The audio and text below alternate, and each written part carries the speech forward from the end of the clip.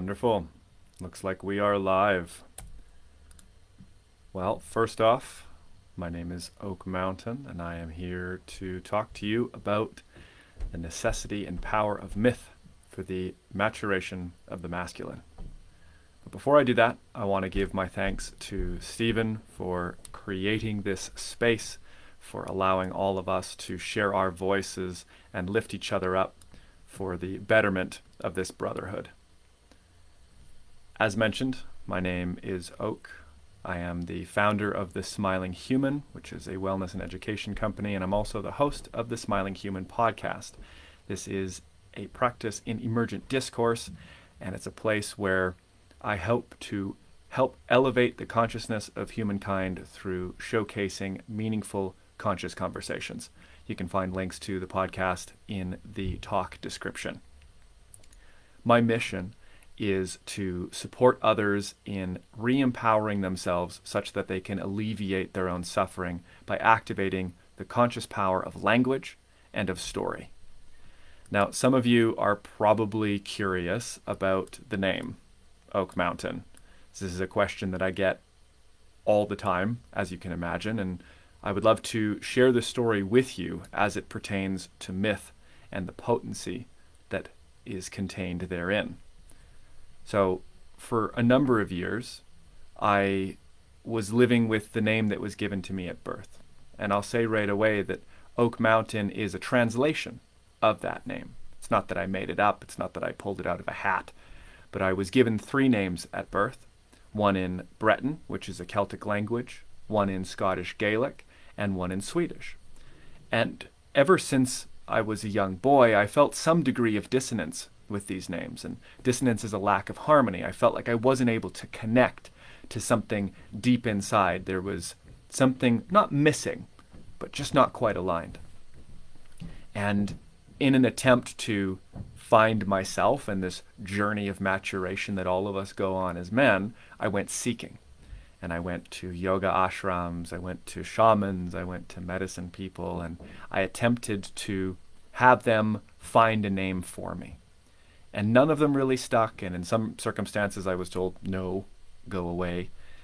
And so I was left with this dissonance until about 2019.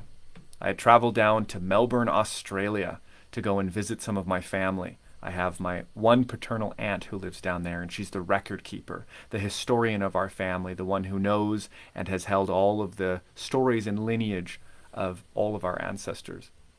And so I was there visiting her, and I was sleeping. I was staying with her at that time. And I got this voice that came to me in the middle of the night. And it said, you need to look into the meaning behind your name. And I thought, right now? Really? I mean, it's 2 a.m. at this point. Yes, right now, says the voice. Okay. Up I get, turn on all the lights, get the computers out, and start doing my research. And what I found is that my name in all 3 of the languages meant oak, dark river, and mountain. And in this moment, I got full shivers through my body because something finally clicked. And why did it click? Why was this moment so important? Why was finding out that my name had to do with land or trees or rivers really that relevant? Well, it's important because it placed me. It oriented me. And it revealed a living story or a framework of life of which I was an integral part. Each of these pieces, being placed, being oriented, and the revelation of a living story is important because they offer, at least in part, the antidote to the deprivation and suffering that faces all men as a result of our current crises. Now, you might notice in the talk description I speak about the meaning crisis and the mental health crisis. These are one and the same in some capacity because as we lose touch with meaning, all of our health starts to deteriorate. Now, I'm sure you're aware of these crises, even if it's not for yourself, maybe your brothers or your friends are suffering in some way. And these are very real crises, as I'm sure I don't need to emphasize. In the time it will take me to complete this talk, 12 men will take their lives. And so the necessity of a solution for these crises is more needed, now more than ever. And so I'm here to offer what I believe to be one way out of this very dire situation. And it's something of a remembering, a coming back to. So how is it then that being placed or being oriented and awakening to a living story can take us out of this chasm? Well, let's use my own name as an example. Oak, dark river, and mountain. On the one hand, it rewove me into a living landscape. It gave me a place that was unconditional and independent of my work, of my productivity, or of my attractiveness, or any of these metrics that we might use to evaluate ourselves as men. And secondly, it offered meaning-rich symbols. Meaning-rich symbols that served as signposts for my pathway into authenticity, into maturation, empowerment, and integration. This reweaving touched right at the heart of the problems that we're facing collectively today, which I believe is a disconnection from our unity, the disconnection from being a part of this living world. Now, this disconnection is a forgetting, and this forgetting dissolves our innate belonging. We do belong innately, and when this belonging is dissolved, it leaves us hungry, confused, untethered, and sometimes hopeless. And thus, when I encountered this reweaving, a gateway back into unity and belonging was shown. And this gateway was framed with symbol, and it was built of story. Only when I chose to entertain the idea that symbols, myth, and story were actually valuable did I recognize that this gateway was exactly what I needed.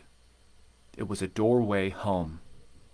A doorway home to myself, and a doorway home into this world, into a living place of belonging without any conditions. As mentioned, when we go without a sense of belonging, we suffer.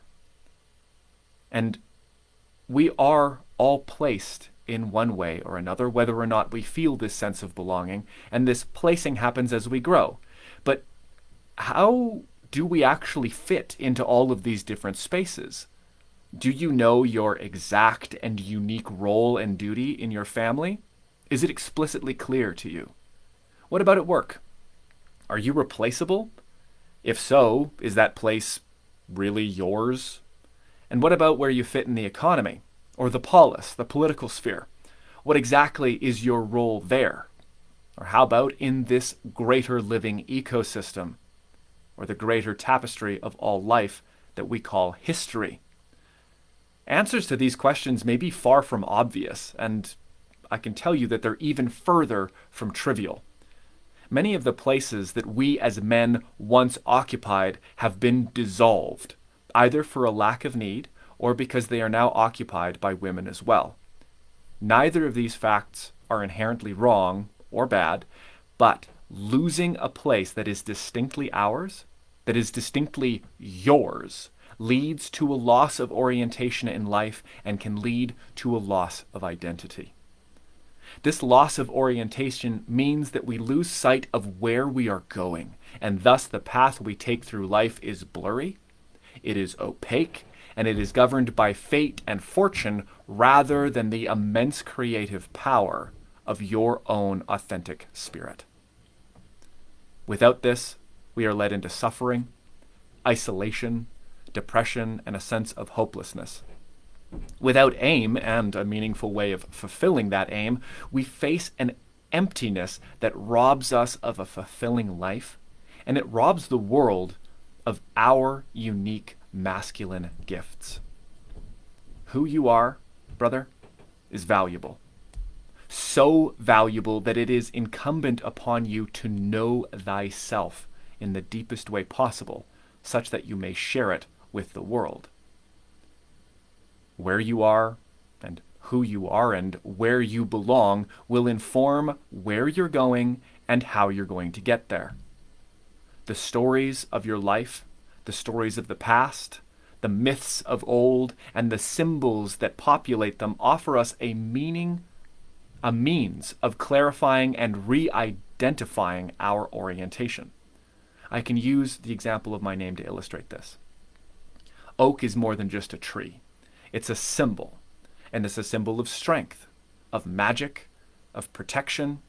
It represents the grandfather spirit, generativity, and growth in two directions, being that it digs down with its roots and reaches high with its branches. There are stories that surround this, things to be learned about what it means to be human and what it means to be a man, all within this one symbol. The darkness, additionally, symbolizes the unknown, the infinite potential of the unmanifest, or the fertile soil and the space of dreaming. The river is flow. It is change, femininity, nurturing, movement, travel, and going from separation into wholeness. This is when the river meets the sea. And lastly, the mountain is enduring. It is high and exalted and represents attainment, the journey of the spirit upwards, as well as the center of the world, or what is known as the axis mundi in the works of Mircea Eliade. These symbols bring with them a lot of words and a lot of ideas, each of which is a piece of human understanding and experience that can be crafted into a picture of stable living, a map, if you will, for how I might live and offer my unique purpose into the world. Now, if I distill these symbols into their core themes, I can be left with a golden thread that carries me through life, or rather that I can carry through life and use as guidance for each of my days. These would be the themes of balance. This is between the stillness of the mountain and the movement of the river, or the balance between earth and heaven as the tree grows up and down, reaching to the sky and through the earth, or between the masculine of the mountain and the feminine of the river. I am connected to the infinite possibility found in darkness, delivered to me by the river that transforms its nourishments to my roots. And as I dig into this earthly form, my body, I am made strong enough to mirror the mountain in my striving and growth. Now, this kind of orientation comes through symbol, and it's accessible through something that's less unique to just me. In fact, it is available through something that we all share. This is the collective unconscious and the archetypes. But before I dive into the archetypes, it's important to note that the symbols that I have found in my name can be found in your name, can be found in your lineage, or the stories that most resonate with your heart. And when we dive into uncovering what these symbols are, what they mean, and the themes and ideas that are contained therein, we can open up the doorway to a real, usable map of meaning. We don't need to float aimlessly. We don't need to float placelessly, as all of the means of orienting ourselves in this life powerfully, as men, as brothers, as fathers and sons, is available to us in the present moment through the power of symbol and the power of story. Now, the archetypes. The king, the warrior, the magician, the lover as the most common, but also the priest or the saint, the father, the knight, or the wild man.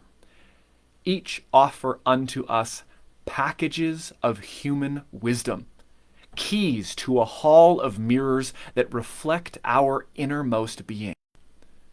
The contents of these packages of living human wisdom have the power to organize, orient, and to make comprehensible to us the contents of our inner and outer worlds. We are made to understand a symbol. We are made to write and comprehend story. And we are made to occupy myth. We are gifted with a symbolic and linguistic mind. We're built to paint the world of our understanding with archetype and with metaphor. These things are more than just tools. They grow out of us as much as we grow out of the natural world.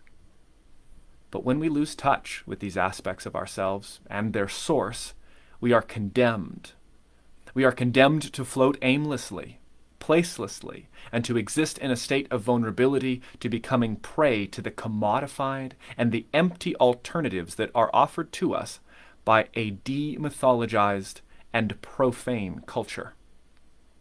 We all know what this looks like. We know that the standard and symbol, the archetype of man, has fallen in popular culture. You know, we think about Homer Simpson, or Peter Griffin, or Al Bundy, these oafs, the men that lack spines, that give in to their lowest desires. What are we to strive for? Some men turn to fantasy.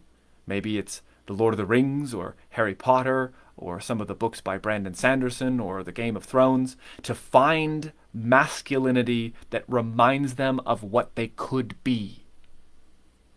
This is not necessarily only escapism. It moves beyond the bounds of escapism when we look to what populates these stories, what populates the archetypes, and what at its core is drawing us in.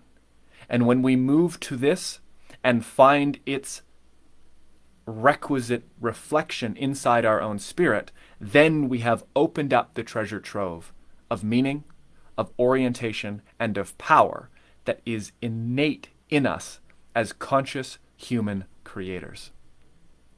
So brothers, friends, if you are ready to bridge the gap between the modern and the mythic, to revitalize, revivify, and re-engage with the core of what makes you human in this world, if you're ready to take ownership of the authorship of your life, then I invite you to be the first to try a new archetypal assessment called Your Mythic Blueprint.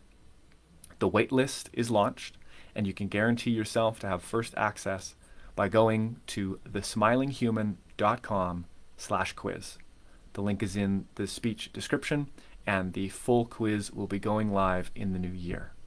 This is one way that I can offer unto you an opportunity to identify the stories, the myths, and the symbols that are active in your life or underactive in your life, and a means by which you can begin to reclaim the power waiting for you. Thank you, brothers. Once again, my name is Oak Mountain, and I am grateful for your time and attention. Be well.